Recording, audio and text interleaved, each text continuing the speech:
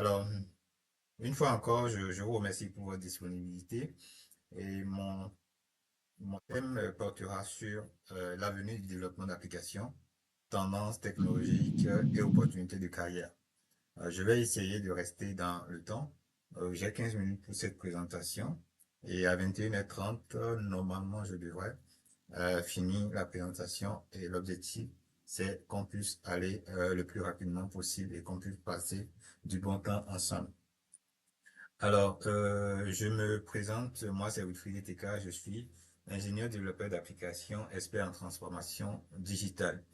Alors, la présentation d'aujourd'hui ou la présentation de cette thématique portera sur différents points, notamment je ferai une introduction euh, et après, je ferai un point sur l'évolution du développement d'applications.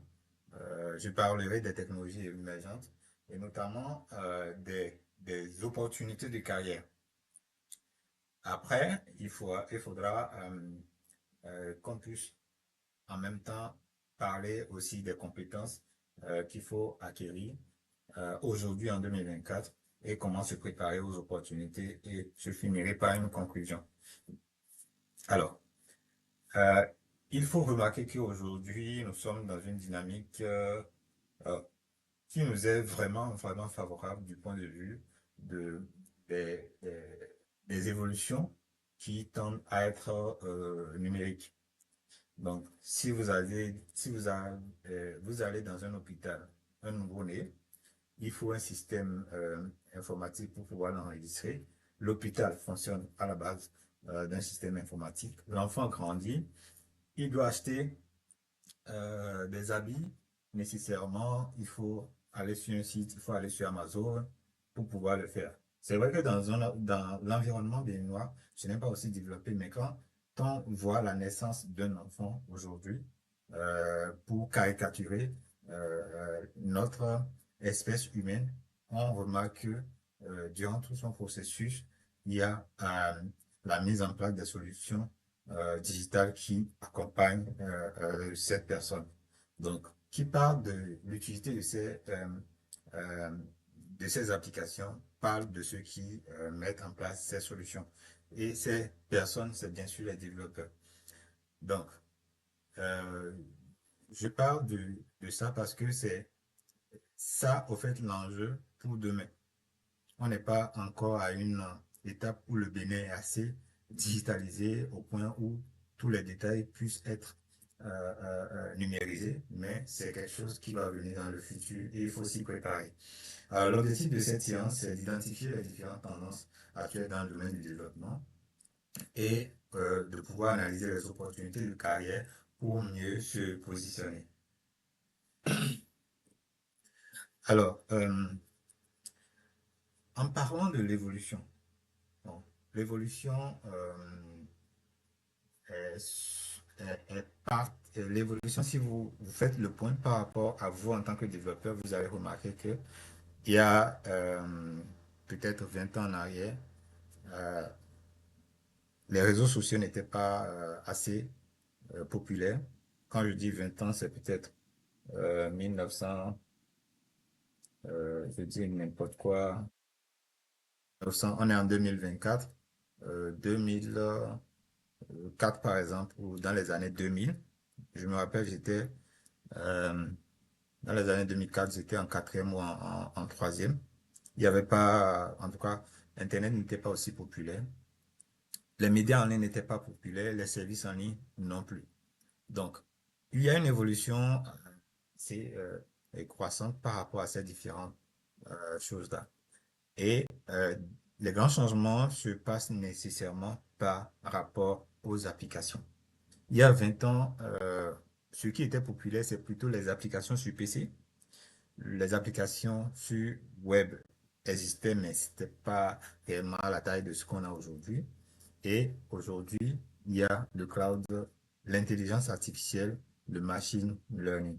Donc, ce sont des évolutions dans notre domaine qu'il faut prendre en compte.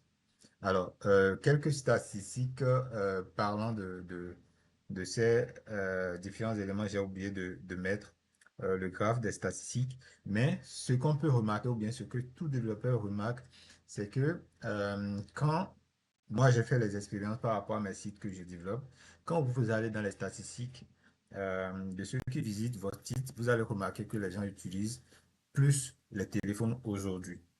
Donc, si moi je vais mettre mon expérience en avant, je dirais que plus de 60% de ceux qui visitent mes sites utilisent des terminaux mobiles. Donc, cela amène à travailler notamment sur des applications web pour qu'ils puissent s'adapter aux différents mobiles. Donc, et aussi, il faut remarquer aussi que le nombre de terminals au fil des années évolue. Aujourd'hui, on parle de l'IoT, on parle d'intelligence artificielle, on parle de IA, on parle de machine learning, on parle même d'intelligence, comment je vais dire, c'est-à-dire que le fait que plusieurs intelligences artificielles puissent coopérer pour travailler ensemble. Donc, cela dénote d'une évolution bien utile dont il faut prendre en compte. Donc, il faut aussi remarquer que, comme on l'a dit tout à l'heure, les langages aussi qu'on utilise pour faire ces différentes technologies évoluent. Nous sommes passés de Fortran, de Delphi à quelque chose aujourd'hui de beaucoup plus moderne et beaucoup plus amélioré. Alors, il y a aussi des plateformes qui ont vu le jour ou qui voient le jour euh, de plus en plus. On parle aujourd'hui de low-code et du no-code platform. Donc, c'est en quelque sorte des plateformes qui permettent de créer des applications sans nécessairement écrire du code ou écrire le moins possible de code pour mettre en place ces solutions. Nous avons aussi le Cloud Native Application qui représente des applications qui sont basées sur le cloud et qui intègrent plusieurs architectures. Donc, vous pouvez aujourd'hui acheter un ordinateur de peut-être 4 Go, de 8 Go de RAM et décider d'augmenter la RAM ou bien d'augmenter le disque à votre volonté. Donc, l'intelligence artificielle avec le machine learning aussi ont fait leur apparition dans notre domaine. Je ne parle pas de façon générale, mais dans le domaine du développement d'applications. Nous avons aussi ce qu'on appelle les microservices et les conteneurs. Les conteneurs, aujourd'hui, ceux qui développent savent un peu de quoi il s'agit. C'est une façon d'isoler un certain nombre de composants ou d'applications auxquelles on peut faire appel. De façon classique, c'est comme les web services, mais beaucoup plus isolés. Nous avons la blockchain et le Web3 qui ont pris une nouvelle tendance. Et nous avons aussi des aspects liés à l'aide computing et la sécurité, la confidentialité qui sont aussi très utiles. C'est utile parce que il y a la course à la rapidité, puisque les données sur Internet aujourd'hui sont assez vastes. Il faut des ordinateurs qui sont euh, assez puissants pour répondre en temps réel et aussi traiter de façon très rapide des données. Il y a aussi les questions liées à la sécurité, à la confidentialité. Vous n'êtes pas sans savoir que récemment, le fondateur de Telegram a été arrêté et que voilà, il y a des questions d'accès aux données. Donc, la sécurité des données sur Internet, notamment sur les réseaux sociaux, sur les différents sites web, est très important. On en parlait dernièrement avec un ami qui avait développé une application qui m'avait parlé du fait qu'il faut l'autorisation d'un organisme organique qu'on appelle APDP, je crois, Agence pour la protection des données à caractère personnel. Donc, la confidentialité et la protection des données des utilisateurs est très important. Euh, alors, nous avons aussi d'autres aspects comme le quantum computing, la 5G, l'IoT, la réalité augmentée et la réalité virtuelle qui sont des questions aussi d'actualité. Alors, En termes d'opportunités de carrière, qu'est-ce qu'on peut dire aujourd'hui par rapport à ce domaine? Il y a ce qu'on connaît, le fameux classique qui est Dr. Foustak, qui reste encore d'actualité, mais il y a d'autres opportunités de carrière, notamment devenir un ingénieur machine learning, par exemple, ou un ingénieur DevOps, ou carrément s'orienter vers le cloud. C'est l'avenir en termes euh, de carrière pour un développeur. Vous pouvez aussi choisir d'être développeur mobile ou de vous orienter vers la blockchain, le Web3 ou la sécurisation des applications. Donc, il y a des développeurs qui s'orientent, qui disent qu'ils ne feront que euh, les aspects liés à la sécurisation des applications. Il y a d'autres qui décident d'être des architectes. Et aujourd'hui, si vous voulez être architecte, développeur, il faut mieux s'orienter vers le cloud. Alors, je vais parler des opportunités qui ne sont pas exhaustives d'ailleurs, il y en a beaucoup, mais c'est ceux que j'ai pu avoir sous la main qui sont très demandés aujourd'hui. En termes de langage, nous avons, euh, pour ceux qui veulent s'orienter vers ces différents langages, ces différents domaines, en termes d'opportunités de carrière, le JavaScript, le Python et le Rust. Donc, vous avez vu qu'il n'y a pas de langage euh, assez basique comme HTML et CSS. C'est supposé que euh, vous avez nécessairement cette base-là avant de venir sur un langage comme le JavaScript parce que le JavaScript manipule euh, du HTML, de DOM, etc. Donc, il faut aussi associer à ça la maîtrise des outils cloud comme Amazon Web Services, Azure DevOps, Docker, Kubernetes. Donc, Amazon Web Services comme Azure sont des outils qui sont des clouds, des services cloud qui permettent de déployer votre application, en tout cas, sur des data centers de ces personnes-là qui offrent ce service, mais également de pouvoir les maintenir, d'augmenter leur capacité, etc. Nous avons Docker qui permet de gérer les conteneurs et Kubernetes qui gère l'orchestration euh, de vos conteneurs. C'est-à-dire si vous avez des applications à haute demande, vous êtes Kubernetes serait la meilleure option, la meilleure solution. Ces outils que j'ai cités ont des alternatives, mais ce sont les plus connus sur le marché aujourd'hui. Pour l'IA, si vous voulez vous orienter vers l'IA ou le machine learning, vous allez pouvoir vous familiariser avec TensorFlow ou PyTorch. Donc, c'est les leaders sur le marché. Il y en a d'autres. En termes de sécurité, il existe plusieurs normes de sécurité dont il faut se familiariser si vous voulez vous orienter vers ces différents domaines.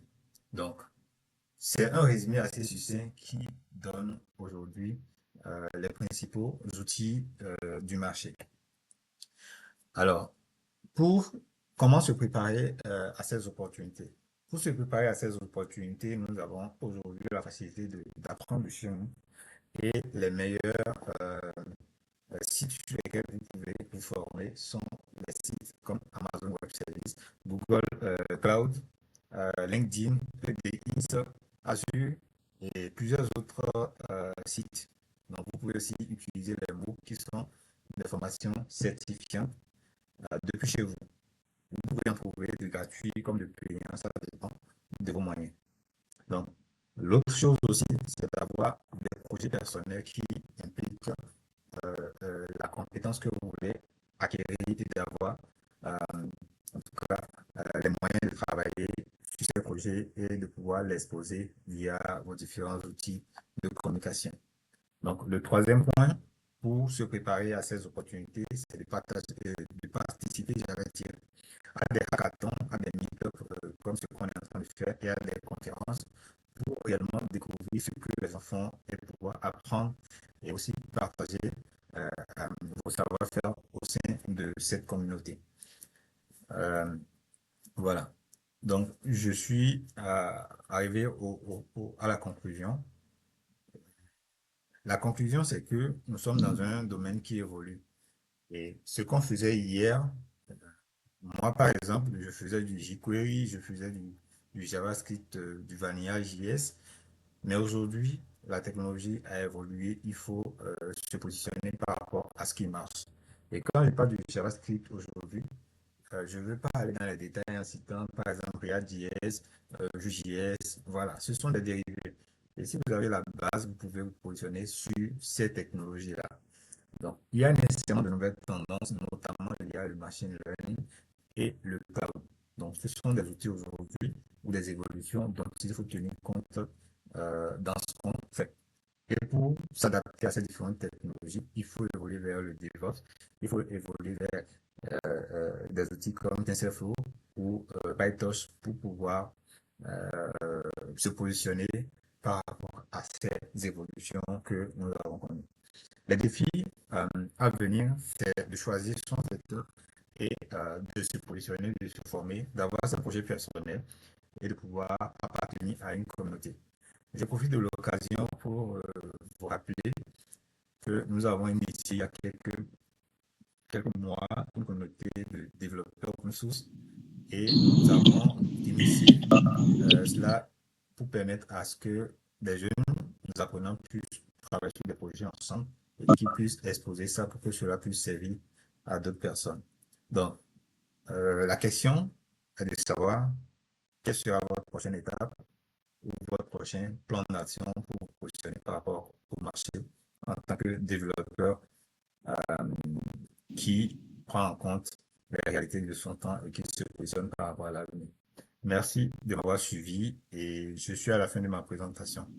J'ai grignoté quelques secondes et je crois que c'est pas autant grave. Je vais passer la parole à Ok, merci beaucoup à vous, Monsieur Wilke Yeteka, pour